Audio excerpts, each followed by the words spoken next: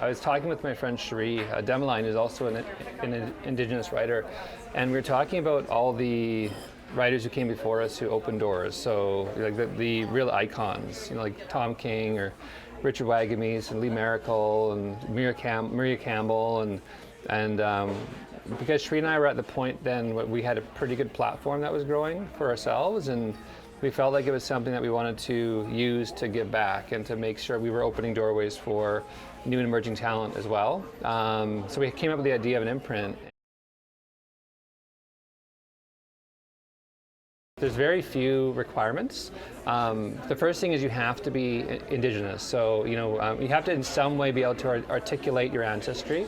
And so every author, every artist is going to be from the Indigenous community at large. The books themselves have to be educational, so they have to be something that can be used in the classroom or in an educational setting that has something to offer. And of course, Indigenous storytelling always has incredible morals and teachings in them. So that's kind of like they kind of come with storytelling, so we're not too worried about that.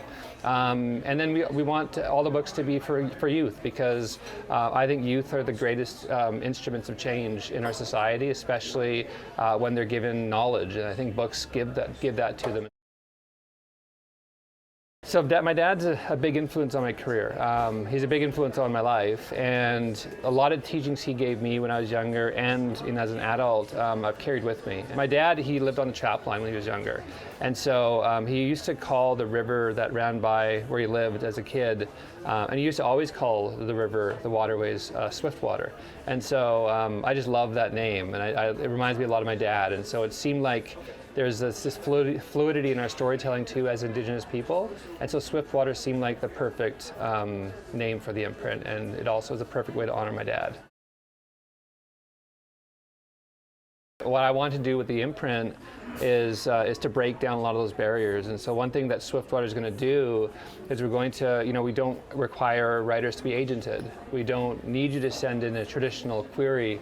You just have to send us an email. Just let us know what your project is about, what the story is, what you want to accomplish with it. Send us a sample of it, and just let us read through it. And if we like it, then we'll pursue it. And if we don't, I still want to give everyone feedback on what might not work and how they can improve, because I also want it to be an imprint that helps writers improve and to help them find pathways to publishing, even if it's not with us. We want to make sure that the publishing industry is more accessible to everybody, especially young Indigenous talent or emerging talent. People could send in submissions starting now. We've been actually taking submissions unsolicited and solicited for the last 2.5 years. We've been working on it for 2.5 years, getting it all ready. And now that it's out there in the world, people just need to go to our website, Swiftwater Books, and they can submit their work. With the Indigenous content that we're putting out, we really do think that we're going to make a difference in the long run.